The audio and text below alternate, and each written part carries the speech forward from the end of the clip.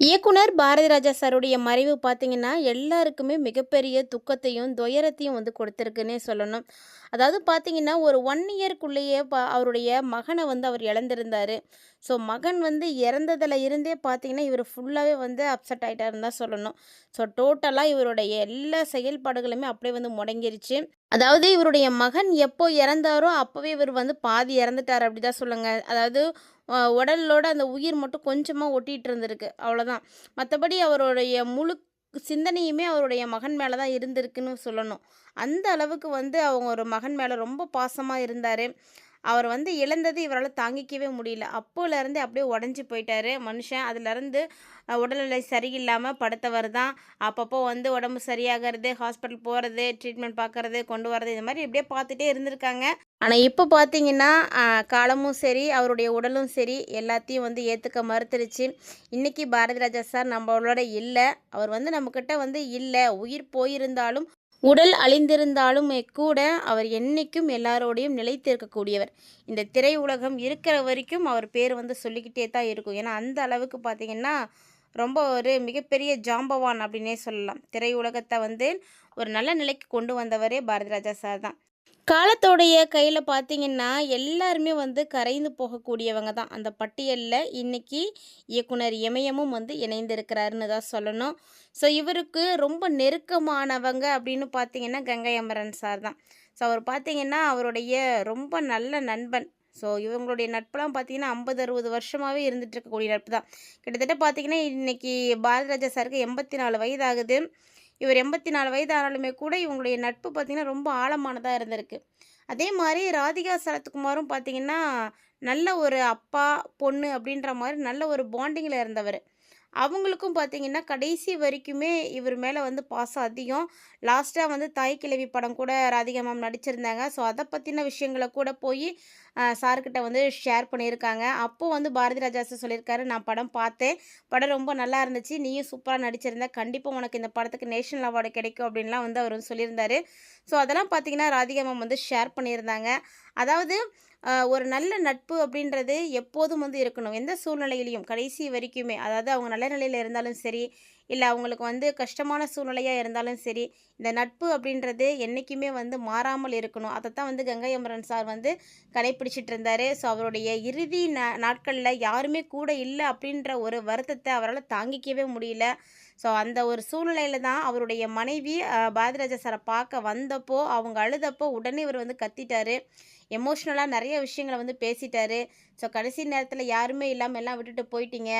அவன் அனாத மாரி வந்து கடைசியா வந்து உயிர் போயிடுச்சே! இப்ப எதுக்கு வந்தீங்க? இன்னும் யார் இருக்கா? அவனே போயிட்டானே! எதுக்காக வந்தீங்க? அப்படின்னு கத்தி அழுதுருக்காரு. ஸோ இந்த விஷயத்த பார்த்த உடனே அங்கருந்து ராதிகா சரத்குமார் மேம் வந்துட்டு கங்கை அமரன் சார வந்து சாந்தப்படுத்தியிருக்காரு. இந்த இடத்துல வந்து இப்படிலாம் பேசக்கூடாது அப்படின்ற மாரி அவங்க வந்து சொல்லிட்டு போனாங்க. ஸோ அவங்க சொன்ன விதமும் கூட சரிதான். ஏன்னா, ஒரு துக்கம் நடந்திருக்கக்கூடிய இடத்துல, அந்த இடத்துல நம்ம போய் அந்த விஷயத்த சொல்லவும் கூடாது. ஆனா, கங்கை அமரன் சாரால சொல்லாம இருக்க முடியல. ஏன்னா, அவருடைய நட்பு அப்படிப்பட்டது. எந்த ஒரு சூழ்நிலையிலயுமே குடும்ப உறுப்பினர்கள் விட்டு போகக்கூடாத ஒரு நேரத்தில இவங்க எல்லாருமே வந்து விட்டுட்டு போயிருக்காங்க அப்படிங்கும்போது, அவரால தாங்கிக்கவே முடியல அந்த ஆதங்கத்த. அவரால எப்படி கொட்டி தீர்க்கிறதுனே தெரியல. அதனால தான் அப்படி கத்தி பேசிட்டாரு. ஸோ திரையுலகத்திலிருந்து நெறைய பேர் வந்து சாருக்கு வந்து இரங்கல் தெரிவிச்சுட்டு போயிருக்காங்க. ஏன்னா, அன்னைக்கு பார்த்தீங்கன்னா, படப்பிடிப்பே வந்து ரத்து பண்ணியிருக்காங்க. ஸோ அந்த அளவுக்கு இயக்குனர் ரொம்ப முக்கியமான இயக்குனர் இவரு. இந்த செய்தி என்னைக்கு எப்போ வெளியானுச்சோ அப்போலேருந்து திரையுலகமே வந்து ரொம்ப சோகத்தில வந்து மூழ்கியிருக்குன்னு தான் சொல்லணும். கிராமத்து மண் வாசனைய உலகம் முழுக்க கொண்டு போன கலைஞனுங்க. என்னுடைய இனிய தமிழ் மக்களே அப்படின்னு ரசிகர்கள பாசத்தோடு அழைத்த மனிதரும் இவர்தான். இன்னைக்கு அவர் நம்மகிட்ட இல்ல. இந்த உண்மைய நெறைய பேரால ஏத்துக்க முடியாம தவிச்சிட்டு இருக்காங்க. இருந்தாலும் இது வந்து உண்மையான ஒரு விஷயம் தான். ஸோ இத வந்து நம்ம தான் ஏத்துக்க பழகிக்கணும். பொதுவா இவர் வந்து எப்போலேருந்து இந்த மாரி ஆனாரு அப்டின்னா, அவருடைய மகனுடைய மறைவுக்கு அப்புறமா தான் ரொம்பவே நொறுங்கி போனாரு. பாரதி ராஜாவ நெருக்கமா அறிந்தவங்க சொல்றது எல்லா விஷயமும் இதுதான். மனோஜ் எப்போ மறைஞ்சாரோ, அப்பயே இவர் வந்து உள்ளுக்குள்ளே வந்து நொறுங்கி போயிட்டாரு. வெளியில வந்து அவர் பார்க்கறதுக்கு, பேசுறதுக்கு, சிரிச்சுட்டு இருந்தாலுமே கூட, அவருடைய வலி முழுக்க முழுக்க அவருக்கு உள்ளுக்குள்ள தான் இருந்திருக்கு.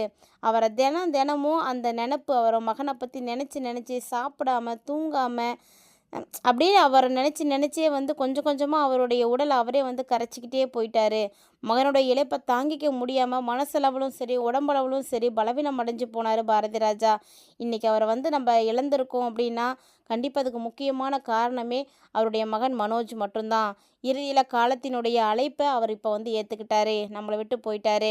இவருடைய உடலுக்கு நிறைய பேர் வந்து அஞ்சலி செலுத்திட்டு இருக்காங்க. ஸோ அஞ்சலி செலுத்துறதுக்கு வந்தவங்களில் பலரும் பார்த்திங்கன்னா கவனத்தை ஈர்த்தது யார் அப்படின்னா நடிகர் சிவகுமாருடைய வருகை தாங்க. 84 வயதாயிடுச்சு நடிகர் சிவகுமாருக்கும். ஸோ அவரும் பார்த்திங்கன்னா தன்னுடைய மகன் சூர்யா, மருமகள் ஜோதிகாவோட வந்திருந்தாங்க. ஸோ சிவகுமார் சார் குடும்பமாக வந்திருக்காரு. பாரதி ராஜாவோட உடல் அருகே இருந்து ஒரு சில நிமிடங்கள் அமைதியாக நின்றுருக்காங்க. அவங்களோட வந்து நிறைய விஷயங்களையும் வந்து பேசியிருக்காங்க. அவர் பேசின விஷயங்கள் எல்லாமே பார்த்திங்கன்னா எல்லாரையுமே வந்து ரொம்ப வந்து உருக வச்சுருக்குன்னு தான் சொல்லணும். சிவகுமார் கண்ணு முன்னாடி பார்த்திங்கன்னா பல சகாப்தங்களை நீடித்த நட்பு, எண்ணற்ற நினைவுகள், சினிமாவுடைய பயணம் அப்படின்னு எல்லாமே அவருடைய கண்ணு முன்னாடி வந்துட்டு போயிருக்கு. ஸோ அந்த காட்சிகளை பார்த்த பலருடைய கண்களும் அந்த இடத்துல கலங்கி போய் நின்றுருக்குங்க. தந்தையோடு வந்த நடிகர் சூர்யா பாரதி ராஜாவுடைய திருவுடலுக்கு மாலை அணிவித்து மரியாதையெல்லாம் செலுத்தியிருக்காரு. தமிழ் சினிமாவுடைய அடையாளமாக விளங்கிய ஒரு கலைஞனுக்கு அமைதியாக தலைவணங்கிய சூர்யாவினுடைய அந்த தருணம் பார்த்திங்கன்னா ரசிகர்களை வந்து ரொம்பவே நெகிழ வச்சிருக்கு அப்படின்னு தான் சொல்லணும். அஞ்சலி செலுத்தினதுக்கு அப்புறமா ராதிகா சரத்குமார், சீமான் இவங்க உள்ளிட்டவரெலாம் ஒரு சில நிமிடங்கள் வந்து பேசியிருக்காங்க. ஸோ ரொம்பவே வந்து கஷ்டமான ஒரு மனதோடு அங்கேருந்து வந்து வெளியே வந்திருக்காங்க. தமிழ் சினிமா பார்த்திங்கன்னா ஒரு ஸ்டுடியோக்குள்ளே, அதாவது 4 செவுத்துக்குள்ளே மட்டுமே நடந்துக்கிட்டு இருந்தது. அதையெல்லாம் தாண்டி நீங்கள் என்ன வெளியே வா, இன்னும் நிறைய இருக்குது பார்க்குறதுக்கு அப்படின்னு பச்சை பசேல்னு இருக்கக்கூடிய வயல்வெளிகளுக்கு, கிராமத்து மண் வாசனைகளுக்கு எல்லாத்துக்கும் கொண்டு வந்தவர் தாங்க பாரதி ராஜா. ஸோ அப்படிப்பட்ட மிகப்பெரிய புரட்சியாளர் தான் இவர். இன்றைக்கி அவர் வந்து உடல் மண்ணோடு கலந்து போச்சு. அவர் உருவாக்கிய கதாபாத்திரங்கள், பாடல்கள், காட்சிகள் இது வந்து என்றைக்குமே தமிழ் மக்களுடைய மனசில் இருந்துக்கிட்டே இருக்கும். அவர் என்றைக்குமே வந்து இருந்துக்கிட்டே தான் இருப்பார், வாழ்ந்துக்கிட்டே தான் இருப்பார். என் இனிய தமிழ் மக்களே அப்படின்னு சொல்லக்கூடிய அவருடைய குரல் பார்த்திங்கன்னா தமிழ் மக்களுடைய இதயங்களில் என்றைக்கும் வந்து ஒலிச்சிட்டே இருக்கும். இதெல்லாம் வந்து யாராலையும் காலத்தால் அழிக்கவே முடியாதது அப்படின்னு சிவகுமார் சார் வந்து பேசியிருக்காரு. அது மட்டும் இல்லாமல் அந்த இடத்துல கங்கை அமரன் கோபப்பட்டதுக்கு ராதிகா மேம் வந்து சமாதானப்படுத்தினதுக்கு கூட சிவகுமார் சார் உடனே வந்து ரியாக்ட் பண்ணியிருக்காரு. ஏன்னா அவருடைய ஆதங்கத்தை அவர் வந்து வெளிப்படுத்தியிருக்காரு. ஏன்னா நல்ல நண்பர்களாக இருந்திருக்காங்க, அவருக்கு எல்லா கஷ்டமும் புரிஞ்சிருக்கு. ஸோ இப்படி தனியாக விட்டுட்டு போயிட்டீங்களே அப்படின்னு 4 வார்த்தை அவர் கேட்டிருக்காரு. அதை வந்து ஏன் நீங்கள் வந்து அமைதிப்படுத்துறீங்க அப்படின்ற மாதிரி சிவகுமார் சார் டக்குன்னு பேசிட்டாரு. ஏன்னா அவருடைய கேரக்டர் அப்படி தான், எதுனாலும் எப்போனாலும் டக்குன்னு ஓப்பனாக பேசிடுவார். அதை யாரை பற்றி அவர் கவலைப்பட மாட்டார். ஸோ அந்த இடத்துல கங்கை அமரன் சார் செய்ததும் சரி தான், ராதிகா மேம் செய்ததும் பார்த்திங்கன்னா ஓரளவுக்கு வந்து சரி அப்படின்னு தான் சொல்லணும். அதே மாதிரி சிவகுமார் சார் வந்து ராதிகா சரத்குமாரை வந்து அமைதியாக இருங்க அப்படின்னு சொன்னதும் கூட ஒரு வகையில் சரி தான். ஸோ இவங்க 3 பேர் செஞ்ச விஷயத்தில் யார் செஞ்சது முழுக்க முழுக்க சரி அப்படின்னு நீங்கள் நினைக்கிறீங்கன்றதை மறக்காமல் வந்து கமெண்ட் பண்ணுங்கள். இப்போது இது மாதிரி நிறைய அப்டேட்ஸ் நீங்கள் உடனுக்குடன் பார்த்து தெரிஞ்சுக்கிறதுக்காக மறக்காமல் நம்ம சேனலை சப்ஸ்கிரைப் பண்ணிட்டு ஃபாலோ பண்ணிக்கோங்க.